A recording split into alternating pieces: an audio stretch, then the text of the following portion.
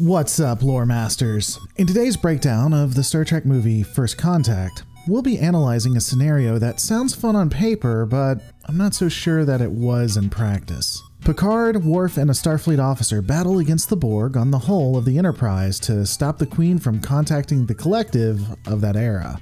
We're going to get into it in just a minute, but before we do, let's address this one scene specifically.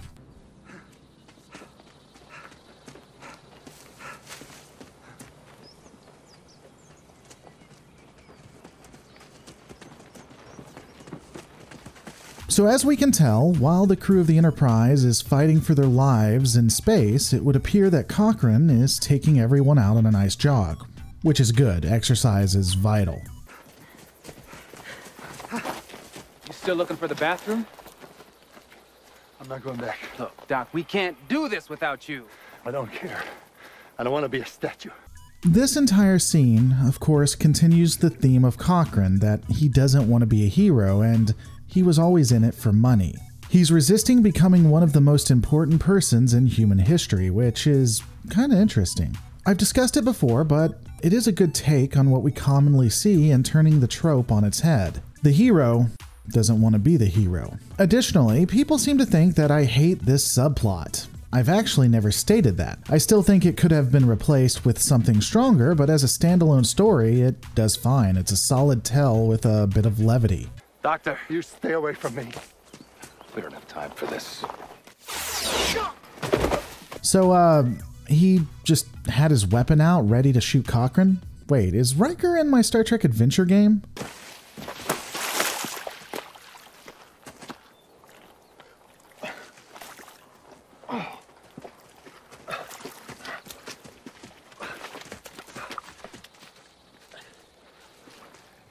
You told him about the statue?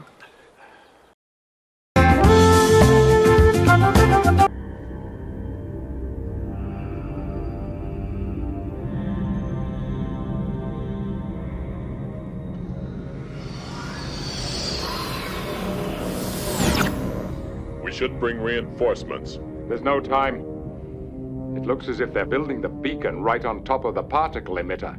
Once all the transponder rods are in place, the beacon will be activated. Well, if we set our phasers to full power, we... No, there's a risk that we'd hit the dish. It's charged with antiprotons. We could destroy half the ship. We could destroy half the ship. We have to find another way. For this to work, all 3 maglocks will have to be released. Okay, so as stated, they have to release the maglocks, disconnect the platform, and then shoot it. There are 3 maglocks that are set apart from each other, which is lucky because there are 3 officers here. I guess to be fair, Picard knew what was happening and that he would need 3 people in order to do this. Why he never thought to bring more Starfleet officers is beyond me, but whatever. I also won't be denigrating the placement of the maglocks because honestly, the design could make a lot of sense within the universe, so we'll just keep it moving.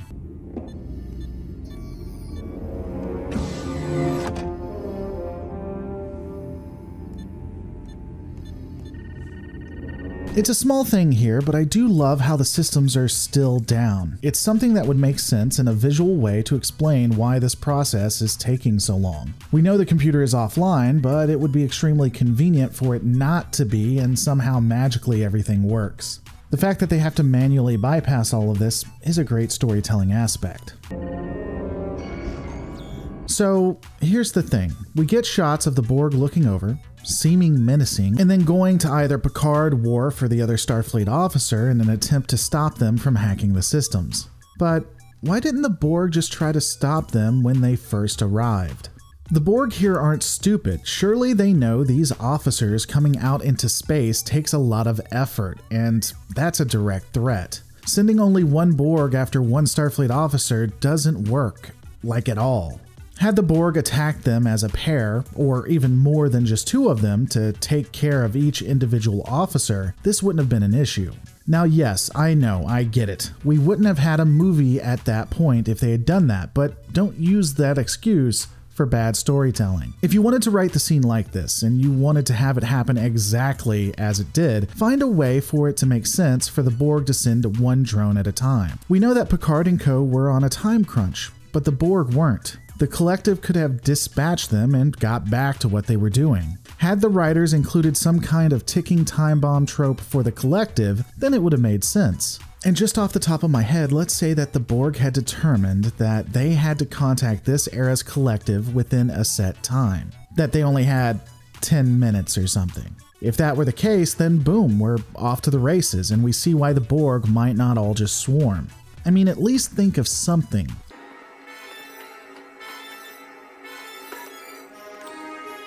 So the fact that I'm needing to fast forward kind of brings up an interesting piece. A lot of this entire scene is very slow.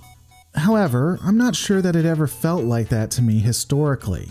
I can't place my finger on why it was never slow, but from the comments that I can see and talking with others, a lot of people say that it's because there's tension and that it's somehow scary. It has a horror trope. But I just don't feel that. The music doesn't make it feel that way, their actions don't make it feel that way. It's hard to see what the actors are actually feeling. So, I don't know. Maybe it's because of my film school background now that takes this away, but for me, this is kind of boring.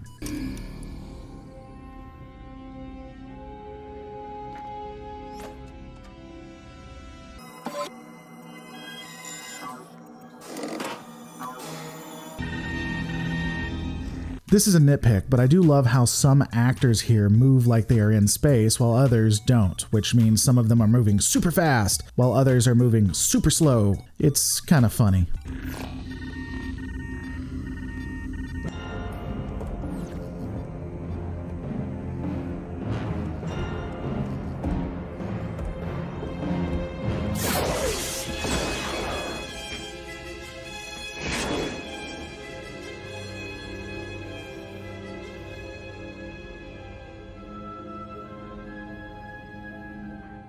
Not a ton to add here beyond pretty decent effects, and the fact that the rifles all of a sudden work again is confusing. Even though they explain it, it still doesn't make sense. The Borg's ability to adapt works at the speed of plot at this point. But also, just to bring it home, they are definitively a threat, and yet the Borg still don't react, which I guess is consistent.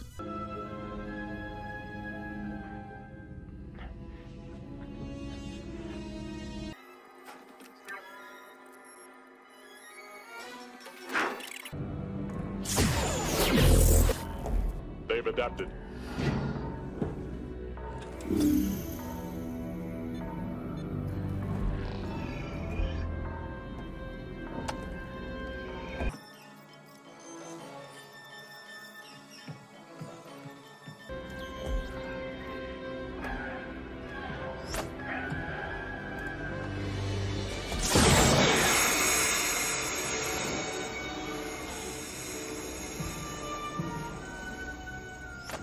Alright, let's discuss it. I know that many have brought Picard's attack here and ripped the action to shreds, and really, they should somewhat.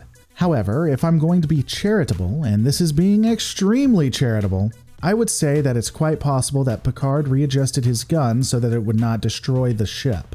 Remember, it was stated that the guns had to be set on max, so lower settings might not impact as much. Additionally, maybe you have to hit closer to whatever would explode. I don't know that I personally would have took the risk if I was Picard, but that's my best guess.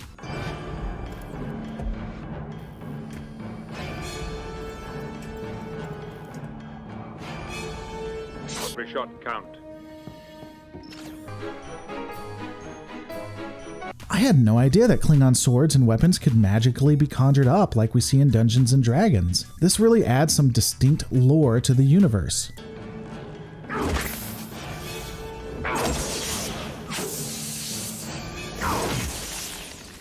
Warning. Decompression in 45 seconds. Jokes aside, this fight was very visceral and enjoyable. It was really fun to see Worf get to be a Klingon here, and bringing a bladed weapon into space is completely Klingon and something awesome. It's also interesting because doing small things like giving him a bladed weapon for the fight does make the universe, and indeed the movie, feel more real.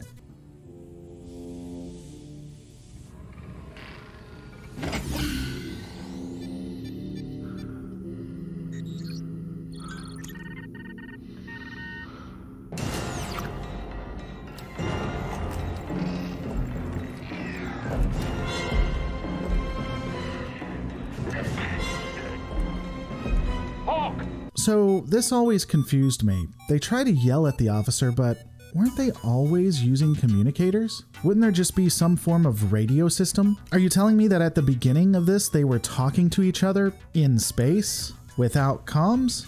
Again, being charitable, maybe the Borg began blocking the transmissions, but this is just...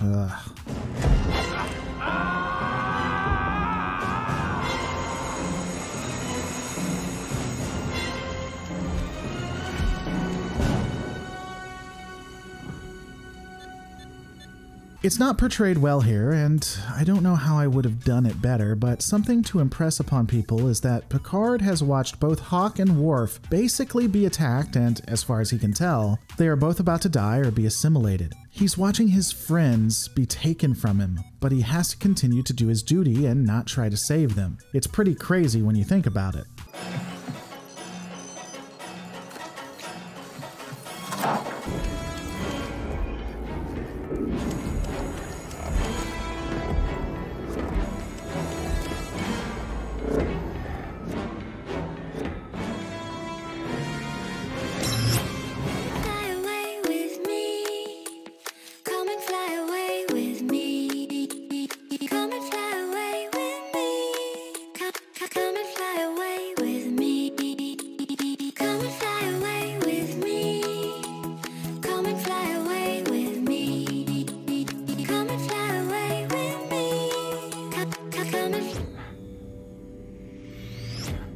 So I don't know what all to add to this. It's interesting. I appreciate the effort that would have had to gone into it, but again, it didn't add a whole lot, I guess.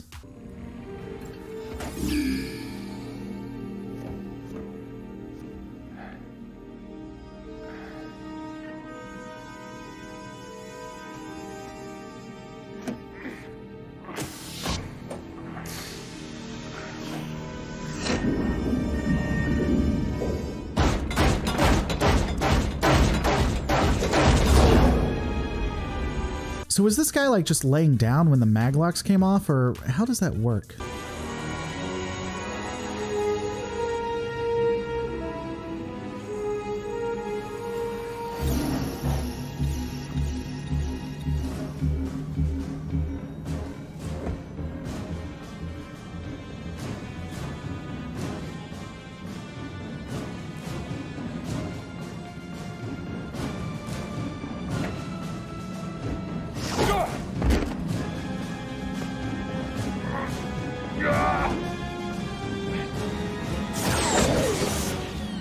So again, this is meant to be scary, meant to be intimidating, and when you're first watching it, I think it does that. It's also drastically sad. The officer is assimilated and now about to stop Picard and have Earth ultimately destroyed. The focus on him and the angle up really does well with the camera language. Worf saving the day is badass. Also, while it looks cool, I'm pretty sure you couldn't repressurize your suit like this without cutting off circulation to your leg, but anyway.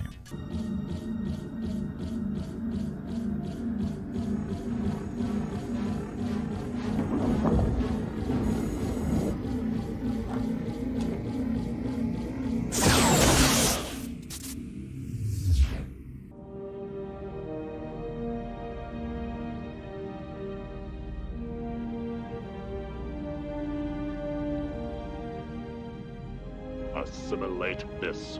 He said the thing! He said the thing!